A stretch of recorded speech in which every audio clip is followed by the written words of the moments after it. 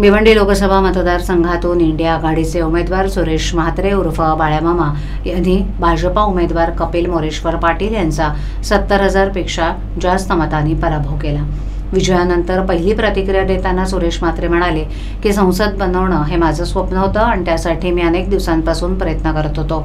भिवंडी लोकसभा मतदारसंघासाठी उमेदवारी निश्चित करताना राष्ट्रवादी काँग्रेस पार्टीचे नेते आणि आमदार डॉक्टर जितेंद्र आव्हाड आणि राष्ट्रवादी काँग्रेस शरद पवार गटाचे महाराष्ट्र प्रदेशाध्यक्ष जयंत पाटील यांनी शरद पवार यांच्याकडे माझ्यासाठी विनंती केली होती की मला भिवंडी लोकसभेत भाजपा उमेदवार कपिल पाटील यांच्या समोर उभं केलं जावं।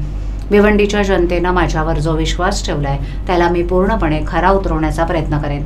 आरोग्य, टोरंटो आणि शिक्षणाच्या प्रश्नांवर मी विशेष लक्ष देऊन ते प्रश्न सोडवण्याचा प्रयत्न करेन, असं सुरेश म्हात्रे यांनी जनतेला आश्वासन दिलंय।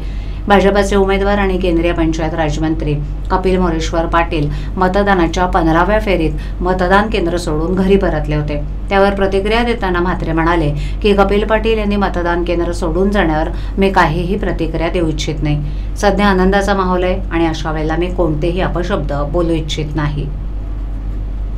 ये ज्यादा बच्चे निकालने वाले लोगों को अच्छा नहीं लगता है सर। एक चुनाव तुम जीत सकते हो नफरत पे, हर चुनाव पे नफरत नहीं जीत सकते।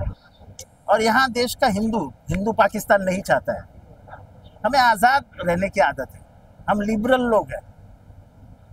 हमको ऐसे बांध के रखोगे तो हम जी नहीं सकेंगे, और उसी से ही छुटकारा सब लोगों ने लिया। जिस तरह उन्होंने नारा लगाया 400 पार, उस दिन छोटे लोगों को समझने लगा कि अपने गर्दन पे आ गया। उसी दिन उनकी हार तय हो गई थी कि संविधान को बदलना इस देश में नामुमकिन है।